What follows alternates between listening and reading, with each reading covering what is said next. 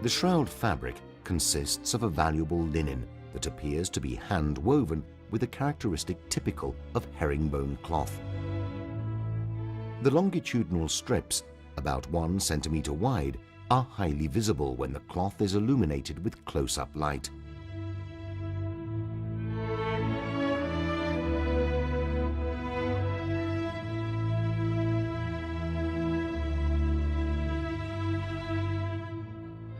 Upon enlargement, the herringbone weave is clearly visible.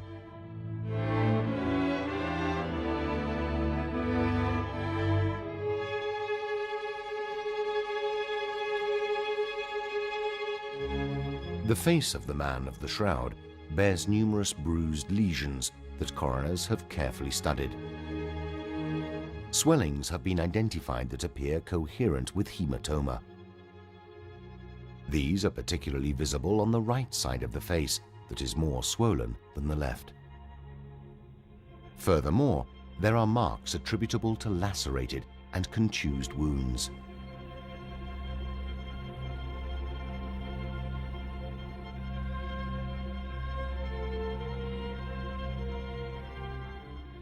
The nasal septum is bent, caused by a fracture. All things considered, the man of the shroud appears to have been savagely beaten during the hours preceding his death. On the forehead, nape of the neck, and in the hair, one can observe numerous sinuous rivulets of blood originating from wounds caused by pointed objects with a small diameter. They radiate out from the head and appear to have been caused by a crown of sharp thorns placed on the head itself. The characteristics of the blood traces leaving the wounds allow the distinction between lesions involving arterial and venal vessels. Of particular interest is the blood stain in the center of the forehead, coming from a wound to a frontal vein that has the form of an upturned 3 because it follows the lines of the forehead itself.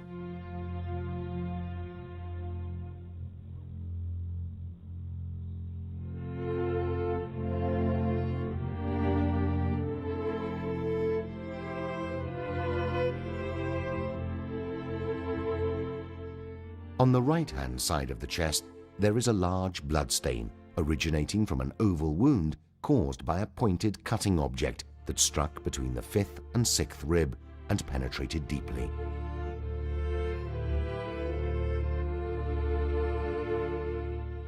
The characteristics of this wound are important in that they show that it was inflicted after the death of the subject. The blood that spurted out of the wound is surrounded by a serous halo that is typical of blood flowing out of a corpse, in which the serum and corpuscles have already separated.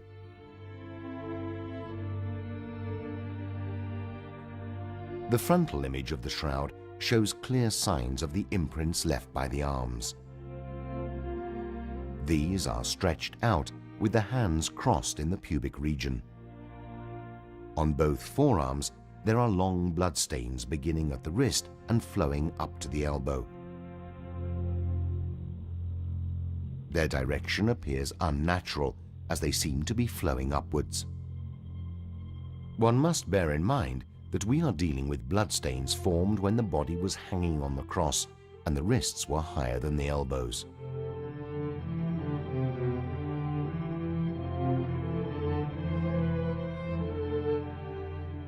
The left wrist shows clear signs of a characteristic bloodstain formed by 2 diverging trails of blood related to the 2 different positions assumed by the condemned on the cross, the prostrate and the erect. The blood flows out of an oval wound caused by a pointed instrument such as a nail. The location of this wound is of particular interest, not being on the palm of the hand, as depicted in traditional iconographic representations of the crucifixion, but on the wrist.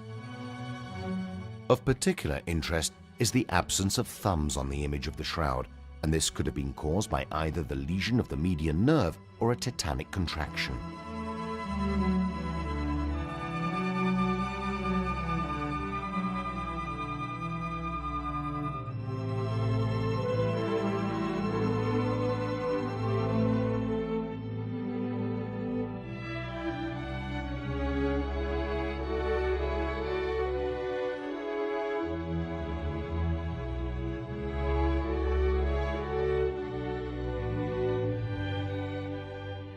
The skin of the thorax and back have over 100 excoriated round and linked bruises, about 2 centimeters in length, that are also visible on the lower limbs. These appear to be lesions caused by the flagrum, a Roman torture instrument, consisting of a wooden handle and thongs, at the end of which were attached 2 small dumbbell pieces of lead. It is difficult to establish the number of flagrum blows inflicted because we do not know the number of thongs on the flagrum. What we do know is that the torture was inflicted on a bent back with the body naked.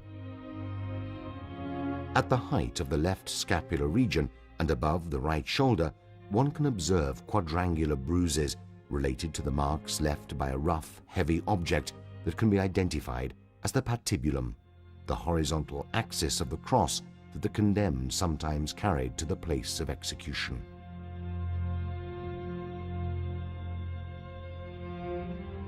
Finally, at the height of the kidneys, one observes a transversal blood flow that crosses the whole back. This is the blood spurting from the rib wound when the body, once removed from the cross, was laid in a horizontal position.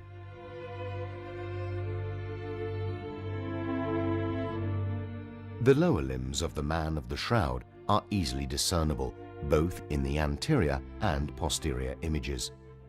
Both knees show abrasion, very probably caused by falls, because in these areas, as on the soles of the feet, traces of soil have been identified.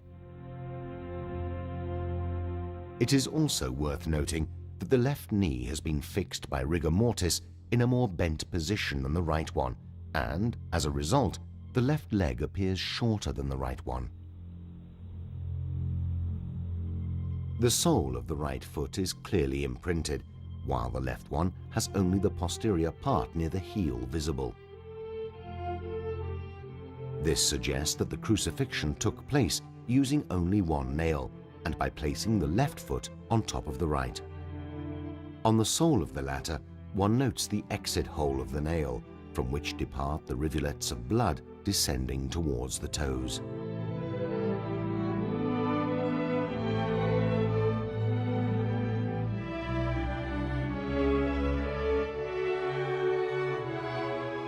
The corporeal imprints that one sees on the shroud are dark in the relief areas, while light in the others.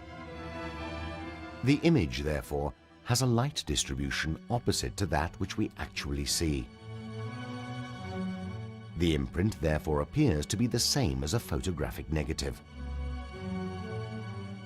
By changing the image of the shroud into its photographic negative, light and shade are obviously inverted, and this, therefore, shows the true aspect of the man of the shroud, as we would observe were he in front of us.